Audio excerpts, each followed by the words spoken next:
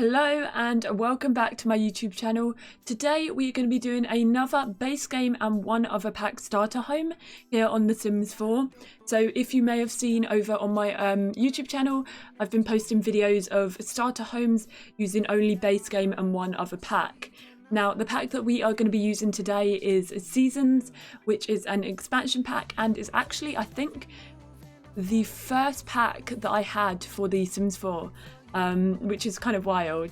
It is also one of my favourite packs. However, after working on this build, I've realised that the build items are good, but they're not as good as some of the other packs. Now, I do love this pack, and I would definitely recommend it to like first-time Sims players, because if you do a lot of gameplay, it adds a lot to gameplay. So it adds various different seasons, it adds different holiday events, things like that. But in terms of build items, there are better ones for my kind of type of building, so I would recommend others for that. However, I did see somebody comment about doing a seasons build on a previous video, so I thought that this one would be a good idea to do for the next base game and other pack build. I don't know if you can hear the noise outside, but it's a warm day here in England today, so I don't want to shut the window because otherwise it would just get baking in this room. But yeah, so with this I did make it a 1-bedroom, 1-bathroom home. It could be for a one sim living on their own, a couple of sims living together. You could probably do a family as well if you wanted to add a cot or a crib or anything like that. But I did mix it up a little bit. So I originally had the kind of orangey brown, the burnt orangey brown colour scheme going on the windows in particular, but I then changed it all to dark brown. And also, unlike a lot of the other starter homes, because you were on a budget, to keep within obviously the 20,000 simoleon budget, I don't normally use a lot of debug or a lot of landscaping. I do as much as I can, but landscaping does cost in The Sims 4. So with this one, I didn't know exactly what to do. So I did end up going in and using a fair bit of debug, which I don't normally do for these starter homes. But for this one, I just wasn't sure on how I wanted the front lawn to look. So yeah, the debug obviously doesn't cost. Some of the things I did actually realise do cost. So I was adding those little rocks around the plants, and I realised that they do cost, I think it was four simoleons per rock. So some of debug, if you are going to be using it in your builds, does cost money.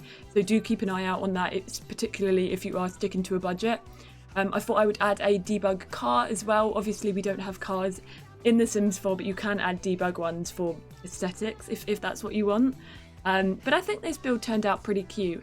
I think building just with base game and seasons is quite a tricky one. Obviously with seasons there are a fair few items, but I think the majority of this build I used base game and not seasons. I can't quite remember. I think the majority of this is base game, apart from a little bit of the outside. But the downstairs, I don't know why I'm saying the downstairs, there's no upstairs. No, the main rooms of this was quite open plan. I did a pretty kind of old-fashioned style, I guess, for the interior. Like, I didn't go too modern and I didn't go too overboard with any of it. But I just wanted it to kind of fit the aesthetic of the outside, as well as like I wanted the inside to fit that aesthetic. But I think it worked out quite cute. I mean, I would probably live in this starter home. I did add a PC setup as well, so perfect for me. But yeah, what I'm noticing that I'm doing recently in these starter homes is when you come into the house, there's no like front hallway or anything like that.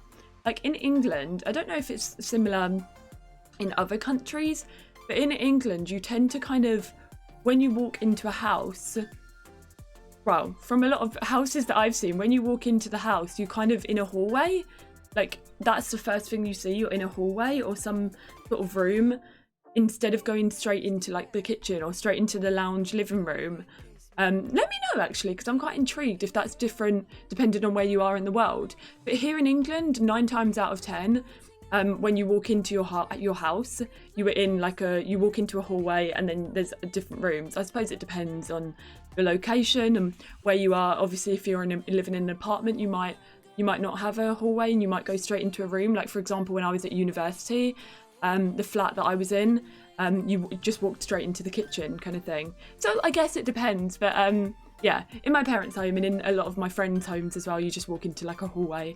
I've spent about 5 minutes talking about that. But yeah, with the whole point about what I'm saying is that with a lot of the starter homes, I'm noticing that I am doing it where you kind of walk straight into a room. But I think that's mainly because of being on the budget and having to stick to the 20,000 simoleon budget. Because obviously adding walls into, you don't realise, but the more walls obviously that you're adding into your build, the more costly it's going to become. Like you may have seen that I would have kept checking on the, see how much it would be if I uploaded it to the gallery. But this wraps up this video. I hope that you enjoyed it. Please do give the video a like, pop a comment down below and hit that subscribe button for more. Thank you for watching.